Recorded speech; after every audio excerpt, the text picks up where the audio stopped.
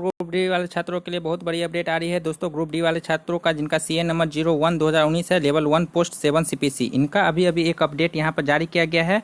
आप यहाँ पर देख सकते हैं कि 12/8/2022 यानी कि अभी एक अपडेट जारी किया गया। ये एडेंडम है कोरिजेंडम। यहाँ पर देख सकते हैं कि addendum number 01 to corrigendum and amendment number 4 date 7/4/2022 7/4/2022 को एक नोटिस जारी किया गया था। उसके जो पैराग्राफ 15.1 था उसमें यहाँ पर ऐड किया गया है इस कोरिजेंडम को। वहाँ पर स्पष्ट रूप से नहीं बताया गया था, क्लियरिफाई नहीं किया गया था, तो इसलिए ये जो कोरिजेंडम आया है इसमें आपको क्लियरिफाई कर दिया गया है क्या क्या इसमें बताया गया और 15.1 में क्या बताया गया था। तो चलिए हम दोनों में कंपेयर करेंगे कि वहाँ पर क्या उसमें ऐड किया गया है और वहाँ पर क्या बताया गया था, जिसके कारण नया आपका कोरिजेंडम यहाँ पर रेलवे को निकालना पड़ा है। तो चलिए हम यहाँ पर देखते हैं।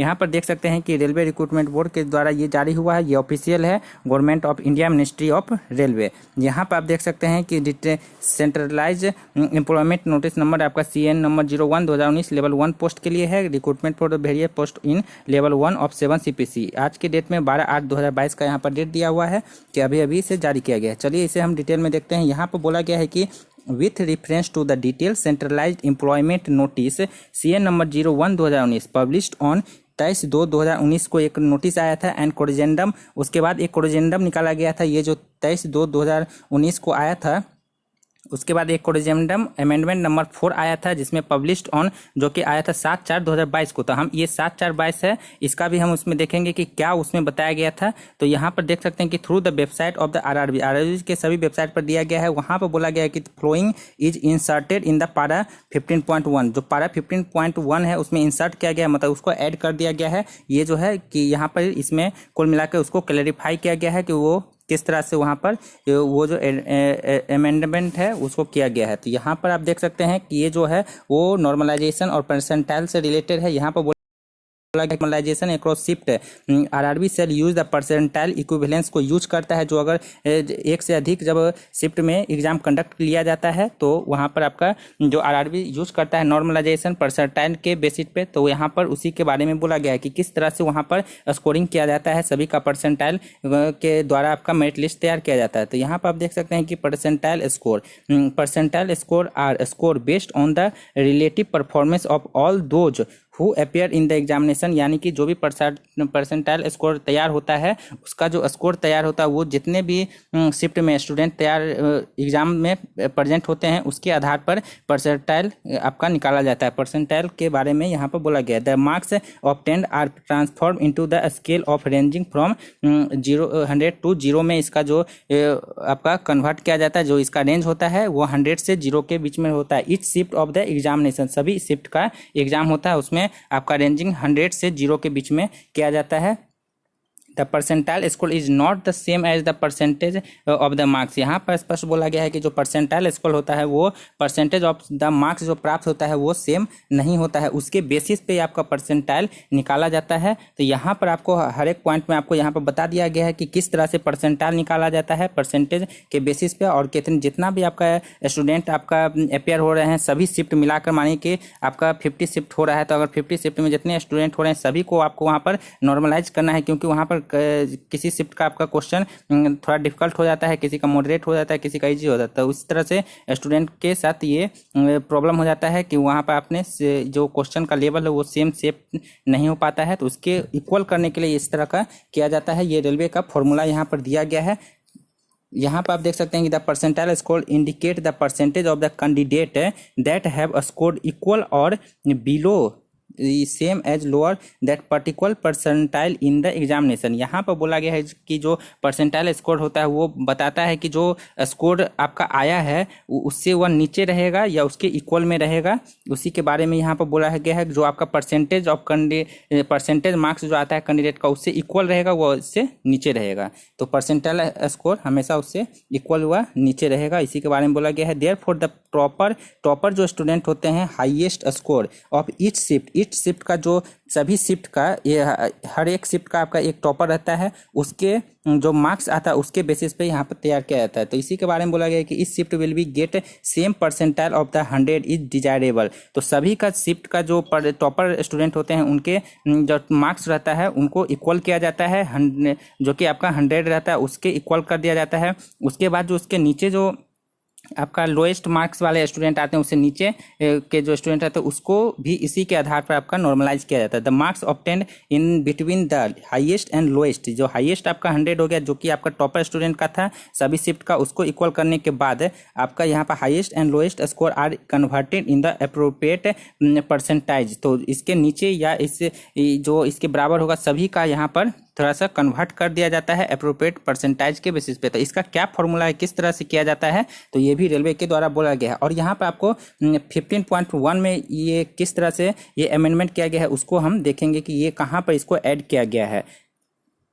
और यहाँ पर आपको देख सकते हैं कि the percentile score will be normalised score होता है फॉर द एग्जामिनेशन का जो नॉर्मलाइज्ड स्कोर होता है उसका ये परसेंटाइल स्कोर होता है instead of the raw mark of the candidate and shall be used for the preparation of the merit list. जो परसेंटाइल स्कोर बनता है उसके आधार पर आपका यहाँ पर ये मेरिट लिस्ट तैयार किया जाता है। दोस्तों वीडियो में आगे बढ़े उससे पहले यदि आप द एग्जाम ट्रांस को ऑफिशियल यूट्यूब चैनल पर नए हैं तो इस चैनल को आप सब्सक्राइब कर लीजिए, क्योंकि इस चैनल पर आपको रेलवे से रिगार्डिंग कोई भी अपडेट आता है तो यहाँ पर आपको देखने के लिए मिल जाता है। दोस्तों अभी यहाँ पर एक और अपडेट, जो आपका एनटीपीसी का एग्जाम है, आपका शिफ्ट 1 का टाइपिंग स्किल टेस्ट हुआ है उसको कैंसिल कर दिया गया है। उसके रिगार्डिंग आपको चैनल पर वीडियो उपलब्ध करा दिया गया है। आपने अभी तक नहीं देखा है तो आप वहाँ पर जाकर देख सकते हैं। 115 कैंडिडेट रेलवे के जुड़े हुए हैं। यदि आप इससे जुड़ना चाहते हैं, यहाँ पर रेलवे के रिगार्डिंग सभी प्रकार के अपडेट यहाँ पर कर दिया जाता है। तो जुड़ना चाहते हैं तो इसी वीडियो के कमेंट बॉक्स में आपको लिंक दिया गया है, डायरेक्ट आकर यहाँ पर ज्वाइन कर सकते हैं। तो आप यहाँ पर देख सकते हैं कि ये जो आपका रेलवे के द्वारा फॉर्मूला दिया गया है ये किस तरह से दिया गया है। यहाँ पर 4th पॉइंट में बोला गया है the percentile score of the candidate for the particular shift will be calculate. जो भी परसेंटाइल स्कोर होता है वो सभी शिफ्ट का कैलकुलेट किया जाता है। परसेंटाइल स्कोर को कैलकुलेट करने का ये फॉर्मूला आपको दिया गया है। Number of candidate appear in the shift, जितने भी कैंडिडेट शिफ्ट में सभी शिफ्ट में अपेयर हो रहे हैं विथ रो मार्क्स, उनका जो रो स्कोर होता है इक्वल और लेस देन द कैंडिडेट से लेस होगा, divide by total number of candidate who appear in the shift. आपका डिवाइड कर दिया जाता है जो आपका टोटल नंबर ऑफ कैंडिडेट होते हैं जो कि आपको सभी शिफ्ट में आपका अपेयर होते हैं इनटू आपका 100 कर दिया जाता है। उसके बाद आपको यहाँ पर बोला गया, यहाँ पर आपको कुल मिला के बोला गया है जो यहाँ पर रो स्कोर आता है सभी शिफ्ट का जो स्टूडेंट रहते हैं और या वो इक्वल व लेस रहता है उससे, टोटल नंबर ऑफ स्टूडेंट रहते हैं सभी शिफ्ट के उससे डिवाइड करके 100 से मल्टीप्लाई कर दिया जाता है। ये आपका ये मोटा मोटी बात हो गया। यहाँ पर आपका बोला गया है आगे कि the percentile score for the raw score of the candidate for all the shift would be merge. सभी शिफ्ट का जो आपका परसेंटाइल स्कोर होता है उसके बाद आपका जो रो स्कोर होता है सभी कैंडिडेट का उसको मर्ज कर दिया जाता है and shall be called for RC score, उसको आरआरसी स्कोर बोलते हैं, which will be then used for the completion of the result and further processing for the deciding the merit allocation. उसके बाद आपका जो मेरिट लिस्ट तैयार किया जाता है और उसके बाद आपका मेरिट एलोकेशन होता है सभी स्टूडेंट का कितना कितना मार्क्स आ रहा है परसेंटाइल के बेसिस पर। यहाँ पर आगे बोला गया है कि the percentile score will be calculated up to 5 decimal. यहाँ पर परसेंटाइल जो स्कोर होता है उसको 5 डेसिमल तक कैलकुलेट किया जाता है to avoid the bunching of effect and reduce the ties. यहाँ पर जो एक ही स्टूडेंट का माने कि 2-3 पॉइंट के 2-3 अंक के बाद आपका सेम रहता है तो उसको इग्नोर करने के लिए यहाँ पर 5 डेसिमल के 5 प्लेस तक यहाँ पर लिया जाता है ताकि वहाँ पर टाइज नहीं हो सके कोई भी स्टूडेंट में, उसी के रिगार्डिंग बोला गया है। यहाँ पर बोला गया है कि the percentile score will be calculated 5 decimal है। उसके बाद यहाँ पर बोला गया है कि इन केस 2 और मोर कैंडिडेट सिक्योरिंग सेम और नॉर्मलाइज परसेंटाइल स्कोर, यदि ऐसा कोई केस आ जाता है कि डेसिमल के 5 प्लेस तक लेने के बाद भी 2 या 2 से अधिक कैंडिडेट का एक ही आपका आ जाता है स्कोर आ जाता है परसेंटाइल स्कोर नॉर्मलाइज करने के बाद, तो their merit position shall be determined by the age के आधार पर जिनका सीनियर रहेंगे मतलब ज़्यादा जिनका एज रहेगा उनको प्रायोरिटी यहाँ पर दिया जाएगा। Older person shall be placed at higher merit, उनको हायर मेरिट पे रखा जाएगा। इन केस एज बिगिन सेम, भले उनका एज सेम हो उससे मतलब नहीं है। देन अल्फ़ाबेटिक अगर यहाँ पर बोला गया है कि इन केस अगर आपका उनका एज सेम हो जाता है, उसके बाद आपका एज अगर अलग अलग है तो सीनियरिटी दिया जाएगा जिनका भी आपका एज ज़्यादा होगा। लेकिन अगर एज भी सेम हो जाता है तब क्या किया जाए, तो यहाँ पर बोला गया है कि अल्फ़ाबेटिक ऑर्डर यानी कि A to Z तक उनके नेम का जो रहेगा उसके आधार पर आपको यहाँ पर ये उनका प्रायोरिटी दिया जाएगा into account in the break to tie, यानी कि उनको टाई को ख़त्म करने के लिए उनको सीनियरिटी जिनका भी ए आएगा तो उनको प्रेफरेंस दिया जाएगा, फिर बी वाले को, फिर सी वाले को, इस तरह से। यहाँ पर आगे बोला गया है कि the railway administration reserve the right to modify the formula adopt different formula based on the technical consideration. यहाँ पर बोला गया है कि रेलवे के पास ये राइट है कि ये जो फार्मूला दिया गया है रेलवे के द्वारा इसको चेंज कर सकता है, इसमें कोई भी अमेंडमेंट ला सकता है, इसी के बारे में बोला गया है। तो यहाँ पर आपको कुल मिला के ये बात बोला गया है कि जो आपका परसेंटाइल स्कोर तैयार किया जाता है तो जो सब टॉपर स्टूडेंट होते हैं उनके जो मार्क्स होता है उसको पहले इक्वलाइज किया जाता है। उसका इक्वलाइज करने के बाद आपका जो भी उससे नीचे के स्टूडेंट हैं जिनका स्कोर है उसको फिर उसी के आधार पर आपको नॉर्मलाइज करके एक परसेंटाइल स्कोर निकाला जाता है और परसेंटाइल स्कोर का फॉर्मूला आपको यहाँ पर दे दिया गया है। इसी के आधार पर आपका परसेंटाइल स्कोर ये निकाला जाता है। तो कुल मिलाकर आपको एक लाइन में भी आपको बता दिए कि किस तरह से ये निकाला जाता है। अब 15 पॉइंट ये जो 1 पैराग्राफ बोला गया है वो क्या चीज़ है, वहाँ पर किस तरह से ये अमेंडमेंट किया गया था।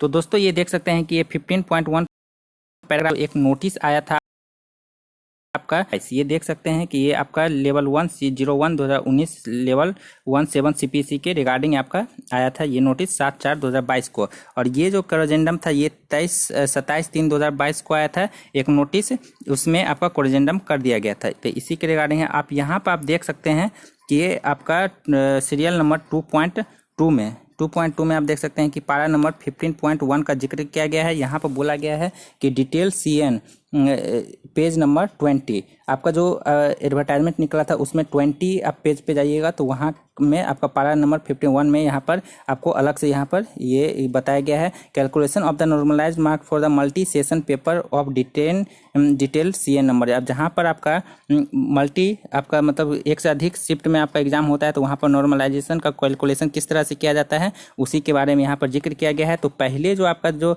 नोटिस में 15.1 में था तो ये वाला आपका दिया गया है, आप इसको रीड कर सकते हैं और इसको अमेंडमेंट करके यहाँ पर आपका ये वाला जारी किया गया है। ये आप देख सकते हैं यहाँ पर बोला गया है कि अमेंडमेंट के बाद जो ये जारी किया गया है इन CBT एग्जामिनेशन में have to conduct in multiple session. अगर मल्टीपल सेशन में कंडक्ट होता है आपका CBT यानी कि डिफरेंट शिफ्ट में होता है, एक से अधिक शिफ्ट में, for this session paper the percentile score based normalise method will be use. यानी कि वहाँ पर जो आपका मल्टी सेशन पेपर होता है तो वहाँ पर परसेंटाइल स्कोर जो होता है वो normalise method will be use, वहाँ पर परसेंटाइल स्कोर का यूज किया जाता है, नॉर्मलाइजेशन का यूज किया जाता है। इन केस ऑफ 2 और more candidate securing same percentile score the existing criteria, अगर वहाँ पर आपका एक से अधिक स्टूडेंट एक ही आपका परसेंटाइल स्कोर दोनों का सेम हो जाता है यानी कि टाइप हो जाता है तो उसके बाद किस तरह से किया जाता है उसका मेरिट लिस्ट तैयार किया जाता है। तो 14.3 में दिया गया है जो कि आपको मैंने ऊपर बताया कि किस तरह से एज के आधार पर किया जाता है और उनके नेम का अल्फ़ाबेटिक ऑर्डर के आधार पर किया जाता है। तो इसी के बारे में इस पॉइंट में यहाँ पर बोला गया है। और आगे यहाँ पर बोला गया है कि document verification and empanelling of the candidate detailed CN number 01 2019 for deciding merit position as in case of same marks to be used the railway administration reserve the right of the, मतलब उसी के बारे में यहाँ पर बोला गया है। लेकिन यहाँ पर डिफरेंस ये है कि यहाँ पर आपको कोई भी फॉर्मूला नहीं बताया गया था कि किस आधार पर किया जाता है आपका सिलेक्शन किया जाता है, किस तरह आपका परसेंटाइल स्कोर का वहाँ पर जो स्कोर है वो कैलकुलेट किया जाता है, उसके बाद आपका मेरिट लिस्ट तैयार किया जाता है। तो उसी के यहाँ पर उसमें ऐड कर दिया गया, मतलब ये तो है ये इसमें गलती नहीं है लेकिन इसमें आपको ऐड कर दिया जाता है कि वो फॉर्मूला किस तरह से तैयार किया जाता है। वहाँ पर जो टॉप आपका जो स्टूडेंट होते हैं सभी शिफ्ट का उसका जो रो मार्क्स होता है उसके आधार पर किया जाता है, आपको उसको मैं डिटेल से आपको बता दिए हैं। तो आगे रेलवे के रिगार्डिंग जो भी अपडेट आता है आपको द एग्जाम टर्म्स के ऑफिशियल यूट्यूब चैनल पर आपको अपडेट कर दिया जाएगा। आगे जो भी अपडेट आता है, यदि आपने इस चैनल को अभी तक सब्सक्राइब नहीं किया, इस चैनल पर नए हैं तो आप इस चैनल को सब्सक्राइब कर सकते हैं रेलवे के रिगार्डिंग पल पल के अपडेट पाने के लिए। और एवं आप द एग्जाम टर्म्स को ऑफिशियल टेलीग्राम चैनल से भी जुड़ सकते हैं, वहाँ पर भी आपको रेलवे के रिगार्डिंग जो भी अपडेट आता है वहाँ पर आपको देखने के लिए मिल जाता है। उसका लिंक आपको इसी वीडियो के कमेंट सेक्शन में पिन कर दिया गया है, आप वहाँ पर जाकर जुड़ सकते हैं। वहाँ पर भी रेलवे के बहुत सारे छात्र जुड़े हैं। तो दोस्तों जैसे ही नेक्स्ट अपडेट आता है मिलते हैं नए वीडियो में नए अपडेट के साथ।